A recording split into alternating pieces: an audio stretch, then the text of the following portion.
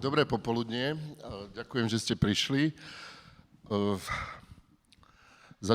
Začíname teda s prvým programom dnešného druhého dňa festivalu Novotvar. Je to diskusia o situácii v kultúrnych časopisov, o dnešku, ale hlavne teda sa budeme baviť o budúcnosti. Ide o projekt Return to the Future, do ktorého sú zahrnuté 4 vyšegrádske krajiny a 4 časopisy z týchto krajín. Takže dovolte mi, aby som v stručnosti predstavil mojich kolegov. Teda vítam tu Agnieszku Słodownik z Polska, z časopisu Dwutygodnik kultúry. Po mojej pravici je Marta Martinová z českého periodika A2 a zo Segedu, z ďalekého Segedu, prišiel k nám Roland Orcsik, ktorý je redaktor časopisu 𝗙𝗧𝗨𝗥𝗡. Ja by som teraz poprosil jednotlivých protagonistov, aby v stručnosti predstavili svoje periodika. Čiže začneme tak, ako som to vlastne menoval, Agnieszkou a Dwutygodnikom. I'm not sure if I should repeat the whole introduction, but basically welcome to the second day of the festival. And he has introduced each one of you. And the project Return to the Future, where we will be talking about our 3 magazines, 𝗙𝗧𝗨, A2 and Dwutygodnik. And I said A2, I said A2. And so we would like you to introduce your magazine briefly, and we will start with Agnieszka. Okay, hi, nice to see you. Dwutygodnik was set up in 2009. It was born digital. It was always online. In the beginning, we were a part of the National Audiovisual Institute. We just had this very traditional sections like theater, literature, music, and something more modern like new media and all that stuff that is connected to new digital technologies that affect culture as well. In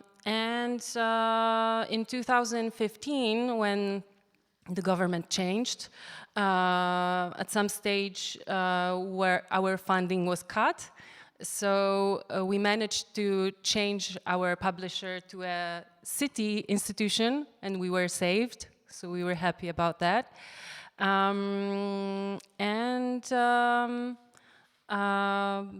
Now, since 2 years, I think we've changed a lot, adding the Earth section, which I'm the editor of. Also, we've added a Ukrainian section in Ukrainian language, so we publish original text by Ukrainian authors and translations to Polish, which was a big deal for us. And we're constantly asking ourselves the question of our relevance to our readers, to artists, and to the so-called reality. So that's us. Dobre, takže druhá na rade bude Marta Martinová. Ja verím tomu, že A2 asi netreba veľmi predstavovať bratislavskému publiku. Je bežne v distribúcii v Artfóre. Predpokladám, že sa dá kúpiť asi aj v iných knihkupectvách, ale každopádne Marta si povie viac. I will try. Okay, so we were founded in 2005. We separated from Literární noviny, which is a literal journal. And in fact, the reason for it was that it was too political for editors that separated at that time. And that is quite a funny thing because now we are one of the most political cultural journals in Czech Republic. But anyways, we try to cover topics on literature, on art, on theater, but also social and political issues and how these two sections intertwine. We are now struggling to be relevant. I think this is the word that we will use often today. In 2022, because we need to be more online. We are a printed magazine, and we just didn't do enough in the online section. So we are now working on that, and in fact looking for the new ways how to communicate with our readers and how to cover the topics that are interesting for all of us. So that's about us. Čiže nasleduje maďarský časopis 𝗙𝗧𝗨𝗥𝗡 zo Segedu a Roland Orcsik. It's funny. Hi to everyone, and thank you for inviting me. It's funny that I speak Serbian and I understand half okay, I now understood everything in this short sentence. And when Slovaks speak slow, I can understand them completely. Anyway, so 𝗙𝗧𝗨 was established in 1947. And it doesn't mean that we found the elixir of life, because I'm not the one who established that magazine. I'm in this magazine from 2011, because then the editor board has changed, and now we are hybrid editors. They are old and they are young. And we have also online version, but it was established around 2015 or something like this. This is a different editor board, completely different editor board with different people and everything, because the online version is more like a magazine. This because they write about films and theater and sometimes even about some sport activities, but not about football. Anyway. But yes, this magazine comes out monthly, and it's not that political as 𝗥𝗘𝗧𝗨𝗥𝗡, and it's more based on. So we are publishing literary texts, poems, prose, studies, essays, and reviews. Of course. Sometimes we also publish some essays or of course, literary texts which are concerned with the social or political issues. But this is not our focus. Like in the case of 𝗥𝗘𝗧𝗨𝗥𝗡, in Hungary, that's életes irodalom és. It's very similar to 𝗥𝗘𝗧𝗨𝗥𝗡. Thank you. And now I would like to ask Mária Modrovich to introduce Vlna, and then probably I say more. I thought I was the interpreter, but okay. Vlna is a Slovak magazine. It's a quarterly about arts and culture. We focus on Slovak arts. We try to cover all of it. So there's literature, there's dance, theater, music, and cinema. And we also cover European artistic endeavors. We try to visit international festivals and biennales that we find interesting and worth writing about. Vlna is interesting in that it sort of brings together the older generation of authors together with the young blood that we try to seek out. And we sort of try to have this blend of writers and contributors, which I think makes it special. We also focus on having contemporary art featured in the magazine. And at this point, I don't know, what would you like to add? Vlna was established in 1999, so seems to me that this is the oldest magazine from our four magazines. And so it's I mean, older than 𝗙𝗧𝗨𝗥𝗡, come on. We are established 1947. Okay. But without you. Definitely, Peter, you should go back to school to learn mathematics again. Sorry. And okay, so second oldest magazine, and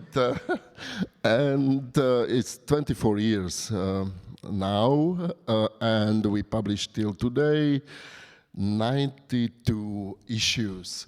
I would like to say that the Vlna is every issue is monothematically orientated. So we got, for example, themes like art and politics, art and economy, maternality, feminism.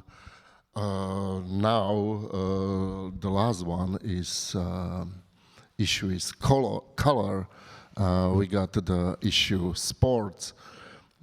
This is the Vlna, and you can watch or read more issue in our improvised bookstore. So it's Vlna. Yeah. OK, takže teraz by sme dali druhé kolo našich otázok. A už sa tu niečo načrtlo, aj aká je, dajme tomu, ekonomicko-finančná báza jednotlivých časopisov, alebo aká je teda história. Mňa by však zaujímalo, s akými najväčšími problémami sa vlastne tie vyšegrádske časopisy dneska boria.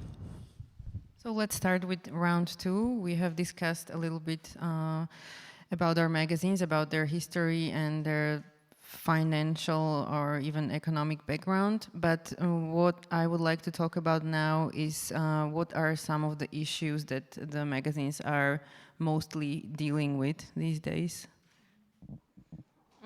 Okay, I'm not going to mention funding because that's obvious. So I thought maybe let's start from something like, we mentioned that these magazines are not like 2 years old, right? And we are not getting younger. So there's this Who knows? there's this issue with being in touch what's moving other people, not losing this connection that is really important for us.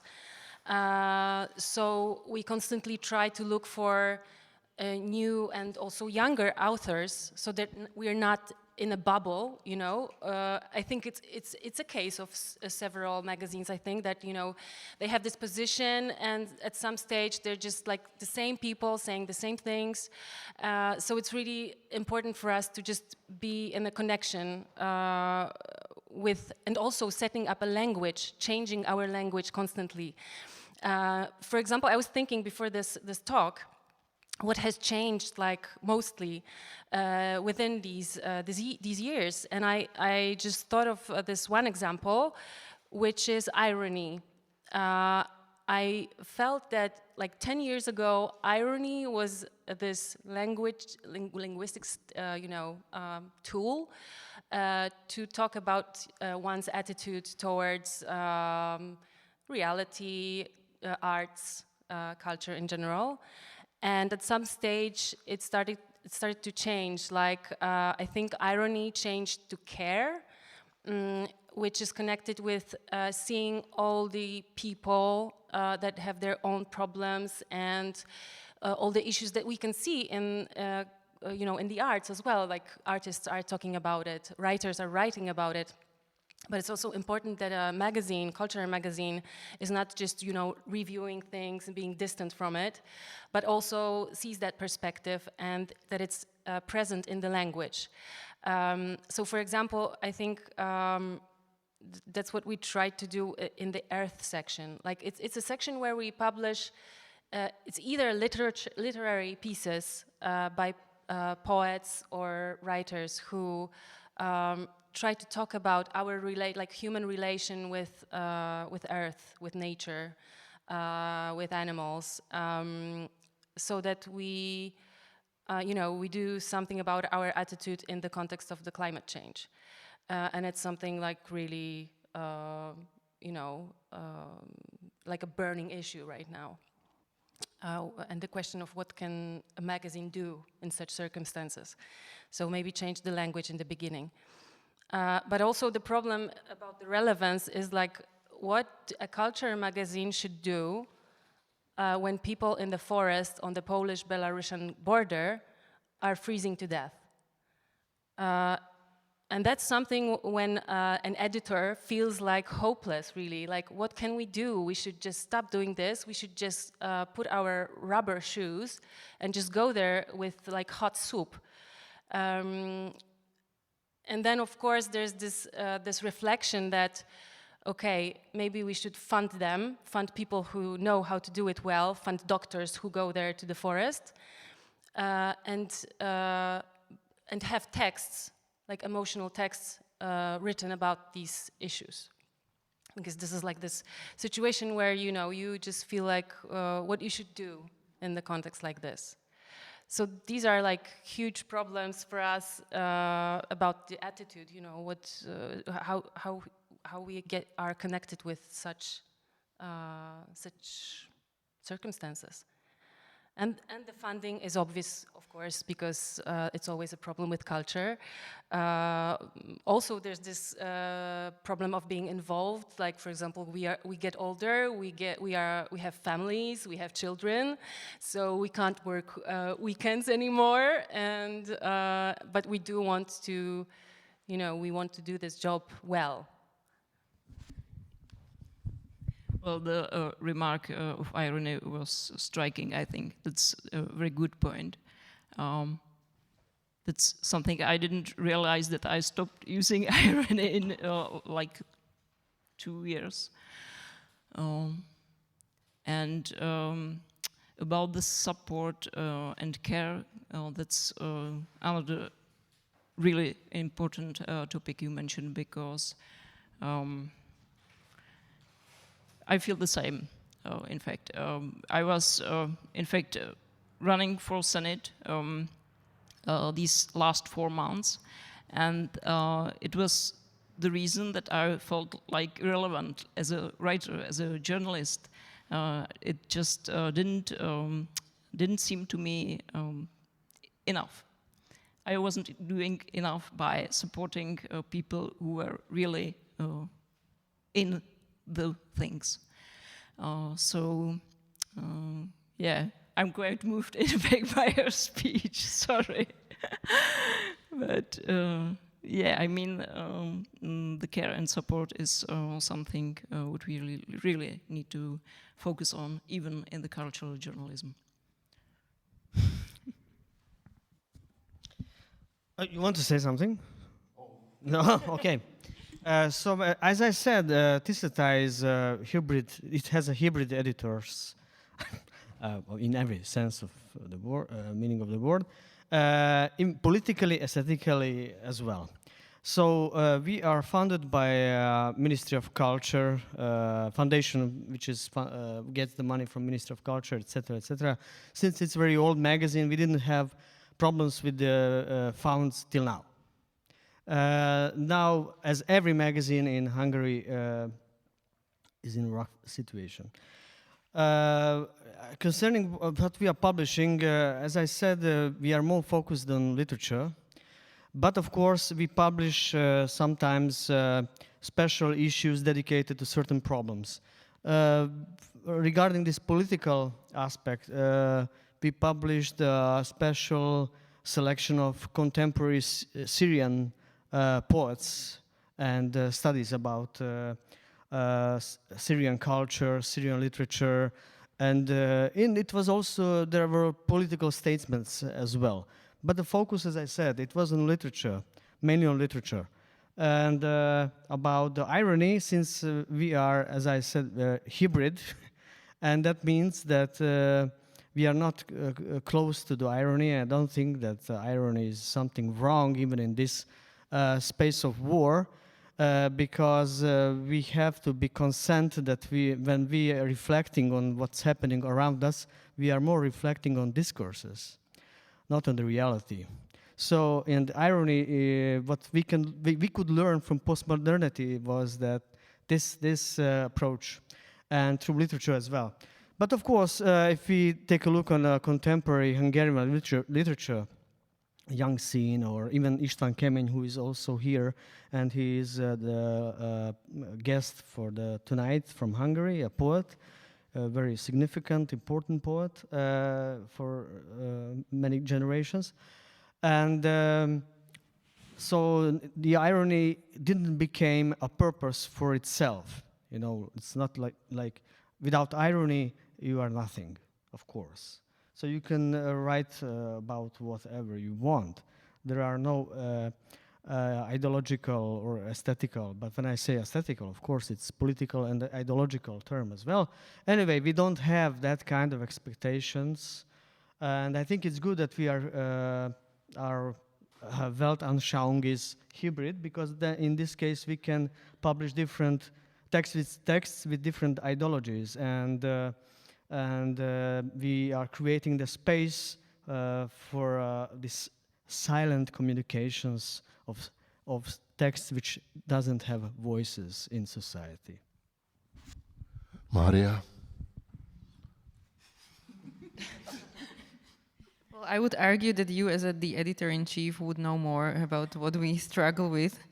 I, as a mere editor of literature, an editorial context, I'm always trying to find new voices, young voices, people who are on top of things that are contemporary, like you said in the beginning, that it's not something natural that we, as representing certain age groups, can stay, you know, in the know of everything. So it's very important to have these fresh perspectives and younger contributors. So this is something that I am always looking for and sometimes struggling to find in the quality that we need and that we could use.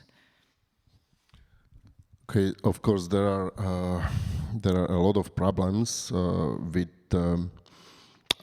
financial and founding, and but it seems to me that we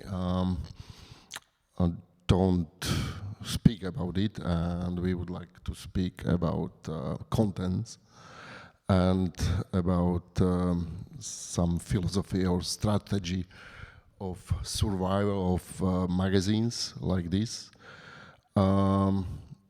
So Vlna is strictly in print form, because I believe that print form is very important, because it's not just magazine, it's art object, yeah? Or because I think that art magazines, which Vlna try to be, is also art object. Probably is not with A2.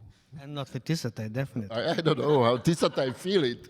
No, it's not, unfortunately. And we was happy that we got still, or Vlna got still a brilliant graphic designer, and it was based on this graphic designer, and of course the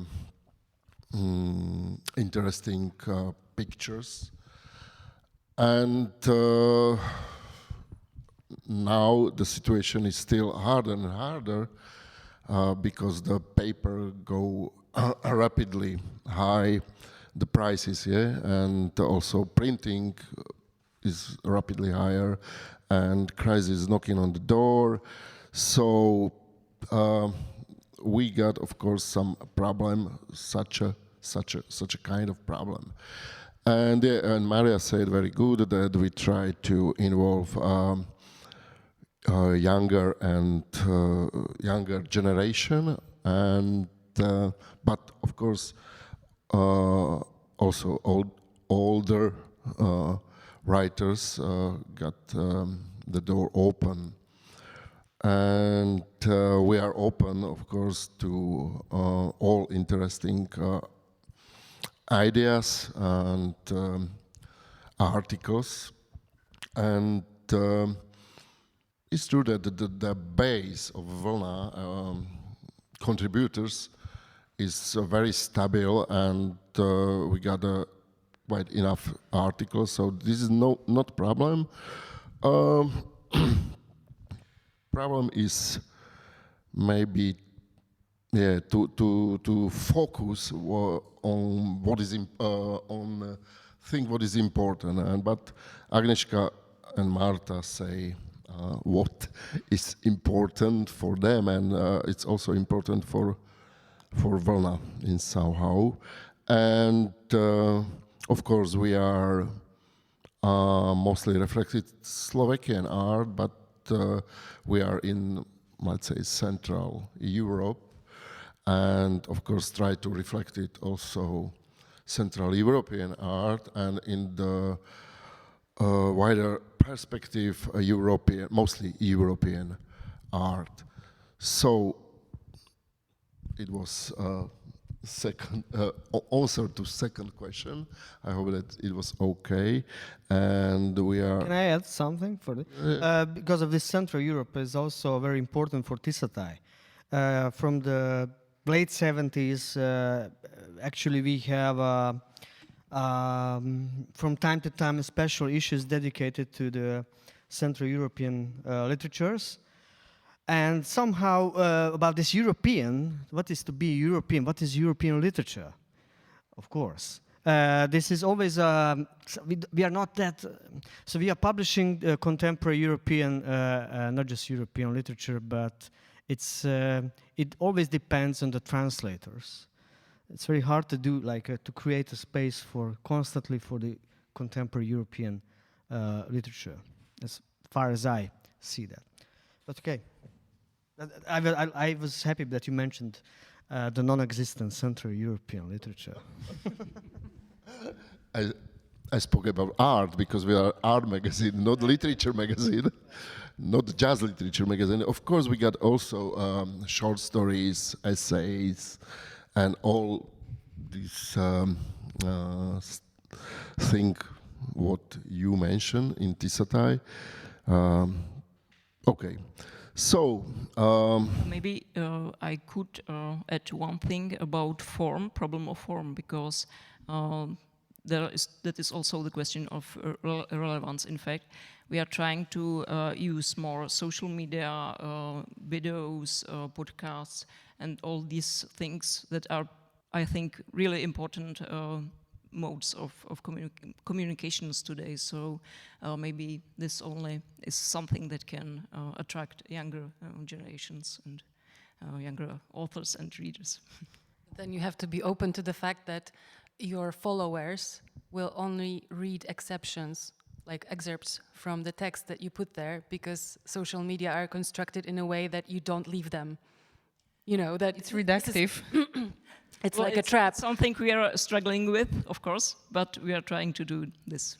Yeah, but on the other hand, it's worth it, I think. I mean, even to start a discussion, so yeah, we do that. It's also really time-taking, everybody in our editorial staff is social media experts now, everybody has to do something there, and it's branching, and it's just changing constantly, and it's time taking, so you have to, at some stage you have to tell yourself no, enough, because it's how you could do that full time. All day, yeah. So it's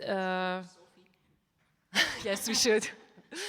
And so that's it's like a trap that you have to kind of take control of it. And I would like to add something also, because we are online, purely online.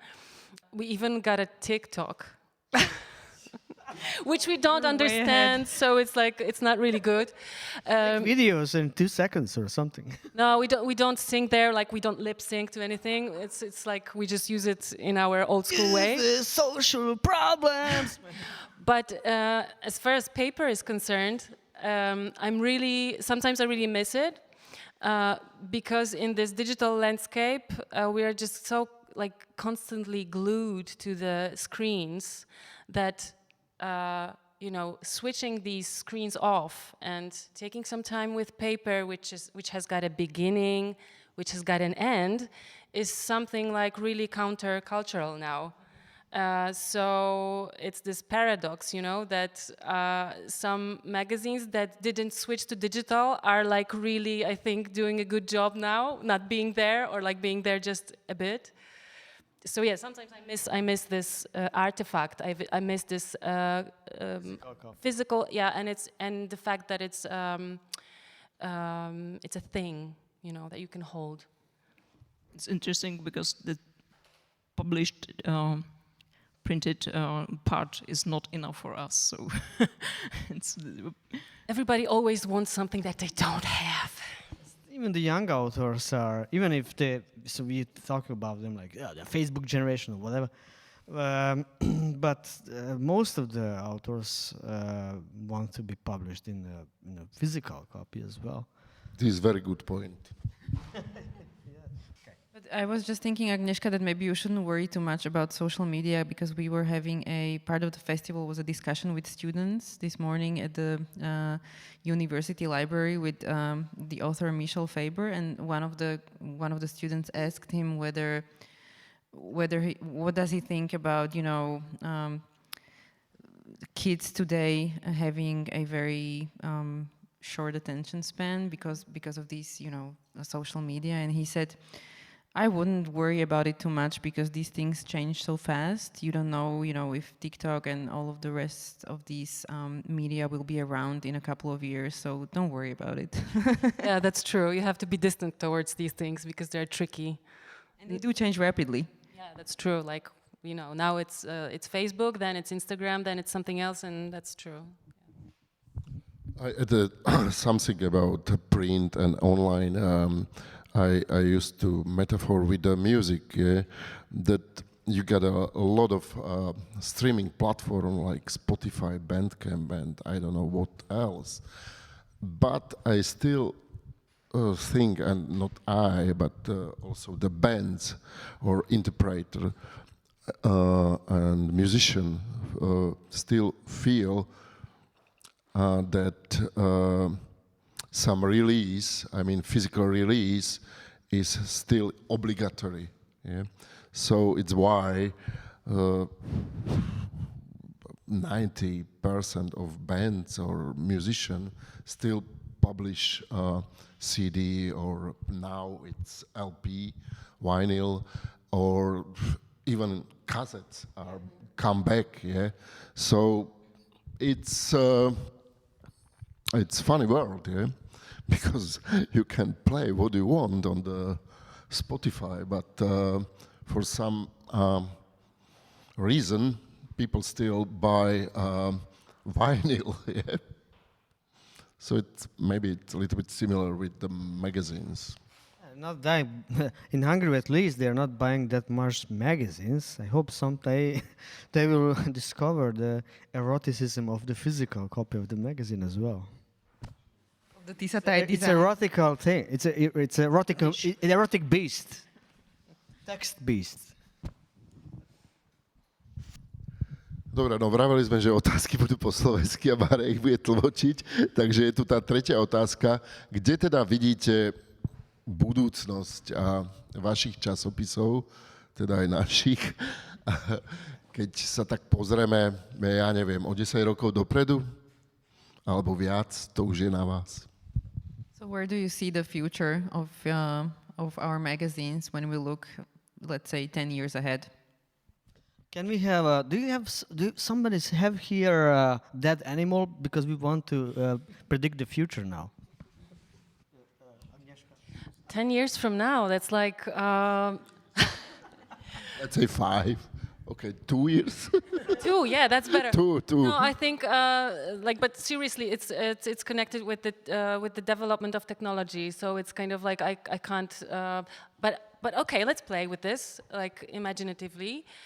If we have an upcoming energy crisis, then there has to be some sort of strategy towards what are we publishing, when are we publishing it, and how people access it. Because, for example, when I was in Nepal and in Kathmandu, there was they always have these, how do you call it, like energy cuts. So that, for example, every place of Kathmandu has different hours when they have energy and when they don't have energy. So there's this whole culture of like having your own energy sources or like having a lot of batteries for your laptop, but then again the internet is not working, etc., etc. So it's like a whole different landscape of using media, and I think we're kind of probably getting there in a way, in our own way, which I can't imagine right now, but I'm thinking that's going to be some sort of issue. Perhaps our culture of work will change. I'm talking from the perspective of us who do it. But readers will also change. Maybe it's going to be like, this is now when paper could go back because it's going to be accessible all the time. And you will need the issues for heating. Yeah, exactly. So it's a win-win situation. But I think definitely we think that our Ukrainian section is something that's staying for good. In February, it was a situation that when people started coming over, Ukrainians coming over through the border, we had this discussion like, what do we do now? And we came up with this conclusion that this is not something that's going to stop like in 2 weeks or in a month. Even if the war stops, then people will probably be staying, and we should do something about it. So eventually we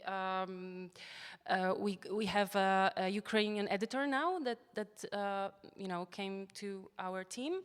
We have a section that is purely in Ukrainian, and we also translate some texts of Ukrainian authors, and that's going to stay, I'm sure. Which is really a development for us as well, because we never had 2 languages in our magazine, so it's a different type of work now. And also, we have this perspective. Sofia Andruchowicz is our columnist now, and it's great texts. Like, it's really great what she writes. It's also very touching and very heavy because you have this first hand perspective. That's what it's called. So that's staying in the future, for sure. I'm thinking about podcasts because this is something that we've been doing since 2015. We had one podcast which was about digital technologies and culture, about the different kind of storytelling that you get from what technology can give you. But this is something which stopped due to life reasons. Like my colleague who did it with me doesn't have time anymore to do it, so it's like she needs to earn a lot of money now, so she can't do it, and we can't give her that much money. So there goes one thing about the content relation to funding. And now there is a podcast that I'm doing which is called Dolphin in Raspberries, which has nothing to do with dolphins nor raspberries. It's about different cultural phenomena that we don't know how to describe yet. So that's why it's called Dolphins and Raspberries. And I hope that's going to develop, like that's going to be, that we're going to have more audio, because we have this slogan, in Polish it says, ludzka strona redakcji, which I would translate as, editors are humans too.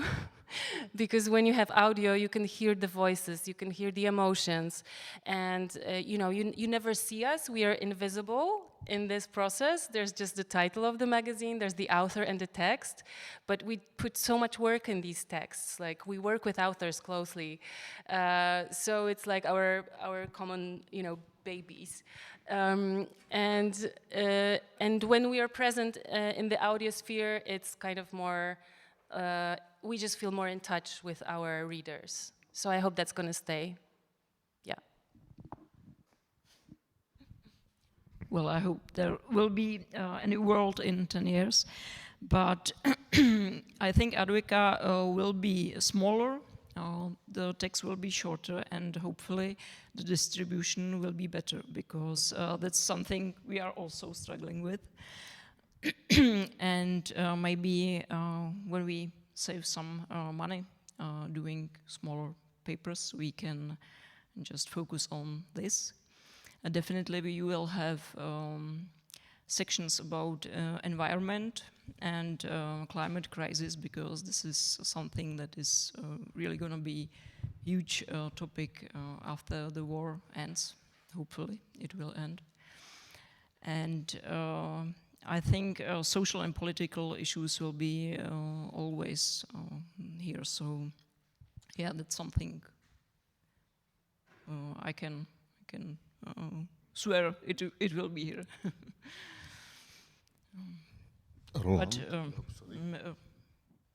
But also the online section, I think we have to improve it, because, well,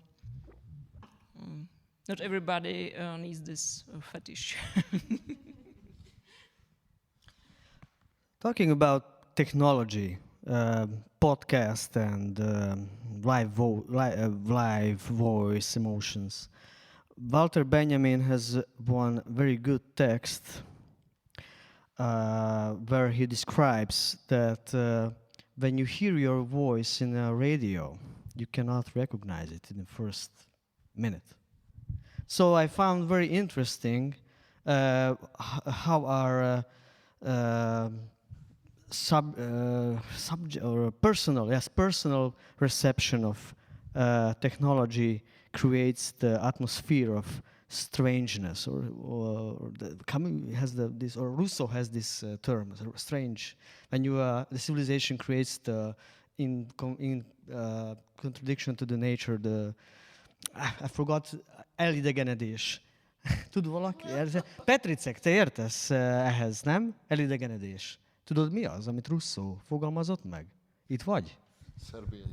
By the way, he disappeared. Anyway, just want to reflect that this is again but when we're reflecting on war, when we are reflecting on COVID-19, or we are reflecting on the climate changes, I think we always first reflect on discourse. And the second about the future, about the discourse of future, yes, 5 years plan. Long live Lenin. Anyway, what I want to say that we have also a small publishing house, and we published anthologies of Central European literatures, those who are neighbors of Hungary. And it's very hard to find money for anthology, etc. I don't want to talk about this, but we're missing the Ukrainian one. And my dream is to publish one contemporary anthology of contemporary literature from Ukraine, but together with the Russian authors who live in Ukraine, and with those Ukrainian writers who before wrote in Russian. And because, I was born in Yugoslavia, and during the war in Yugoslavia in the 90s, writers from Croatia, Serbia, Slovenia, Bosnia, they created together one organization called FAK. It means Festival Alternativne književnosti. I hope you understood. Festival of Alternative Literature.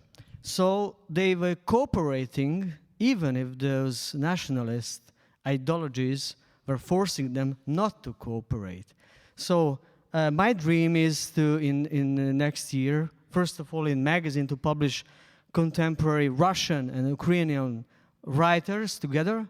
Those Russians, of course, who are like opposing the system of Super Putin. So for me, Russian culture is not equal to the Putinism. So this is one of our plans for the future, to be for the literature to create the alternative space of communication between those who are not communicating.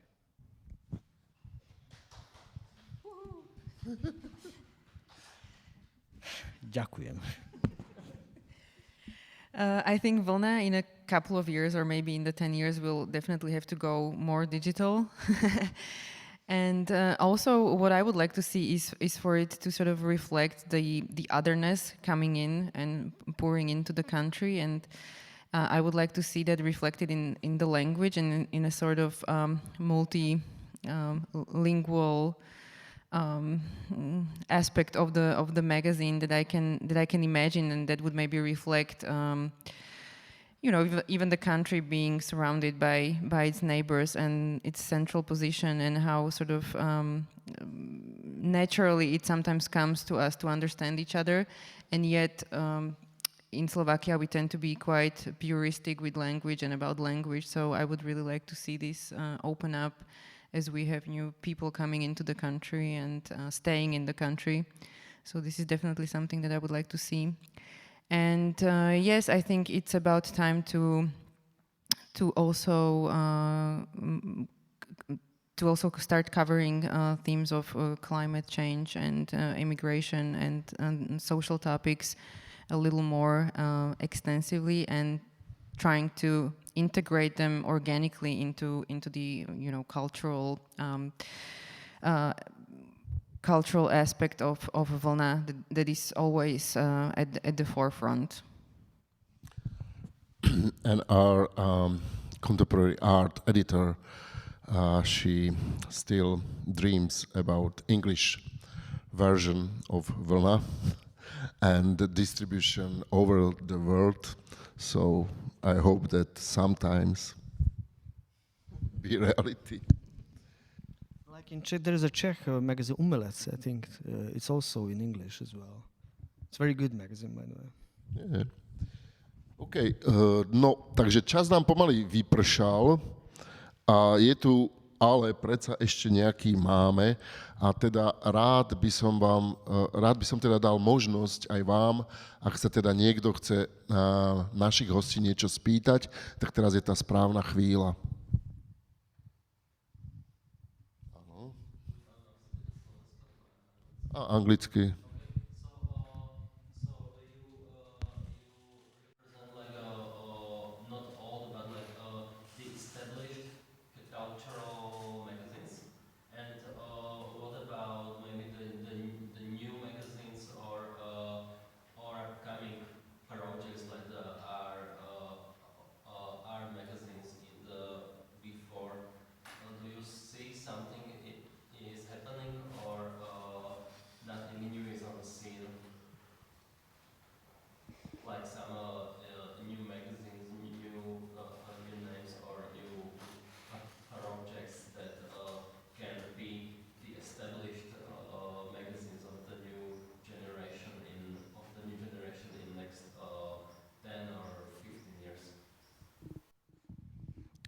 I've noticed few websites that are run by very young people, but it's something that they do, I think, not on daily basis, so it's not regular, and it's just there. It looks like it's more of a hobby. I mean, it doesn't have any funding, so it's like, it's not. It doesn't have a rhythm of publications, and it doesn't look very stable. But I think a lot of things are happening just on Facebook still, at least in Poland. That, for example, there's a lot of writing on Facebook, just so it's not published anywhere else, but like people are just publishing such pieces, such posts, which are really either poetry or literature or small essays. So there's a lot of things happening still there.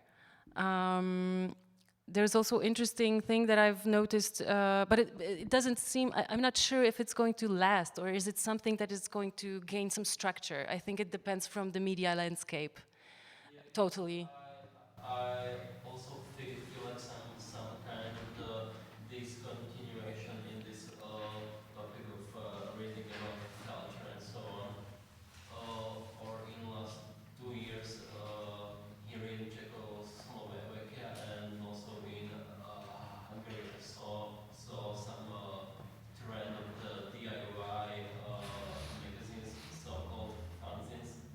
also the current advance in punk and techno scene. So do you see this like a new way of a DIY culture, like some sign of the brighter future in writing about culture and arts, or it's just like the trend for next 1 or 2 years? Yeah, I think I see trends for 1 or 2 years because everything is changing so fast that it's like impossible for me to see further than that.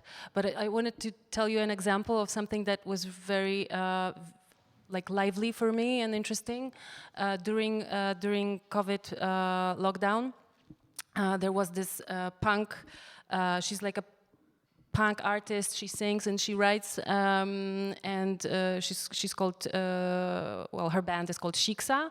And during the lockdown, she was doing, like, I think every evening she did an Instagram live reading of something that she was just reading, and she was kind of like reading for us, but it had this feeling of like a mother reading to her children for the evening, you know, before they go to sleep. And that was something very refreshing and a smart way of using that medium. I would mention druhá změna, which is online magazine, quite new, published by Sdruženy from Brno, and it is not about culture, but it's on many topics viewed from the perspective of feminism. So this is something made by quite young people, and I'm really happy something like this exists. Before I started to work at 𝗙𝗧𝗨, which is an established magazine, etc., it's part of the canon and some kind of mainstream, let's say. I was working in a magazine Fossilia for 8 years, and the name of the magazine actually describes the foundation, or the founds. We were founded like those fossilias. Nobody could see it.